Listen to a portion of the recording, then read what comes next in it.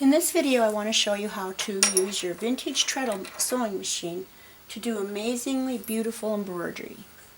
We want to prepare the machine first. It takes a little bit of adjustments to set it for embroidery.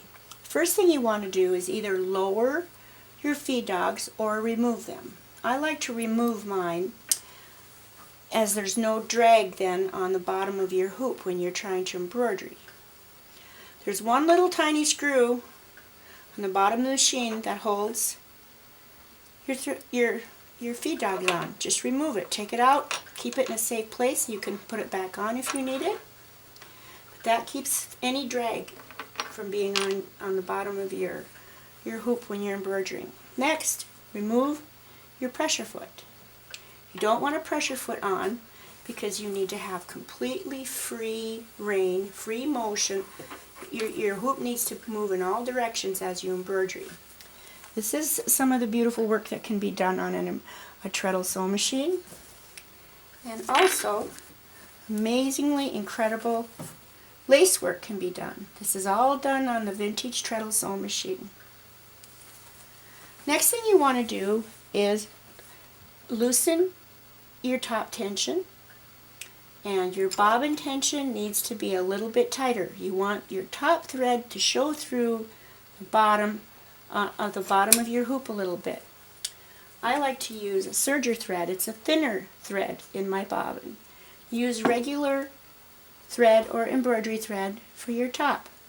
I also like to use this sort of a thread holder.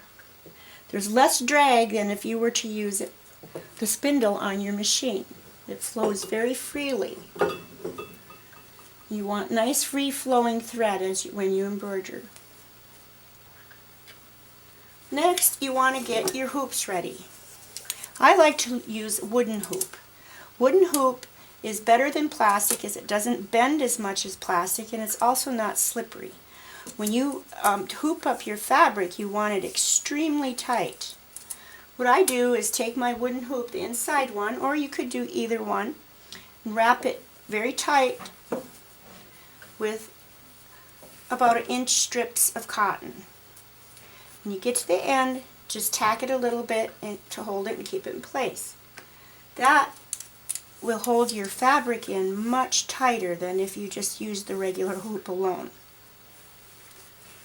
You want to be sure that your fabric is taut like a drum. It has to be very, very tight in the machine or in the hoop.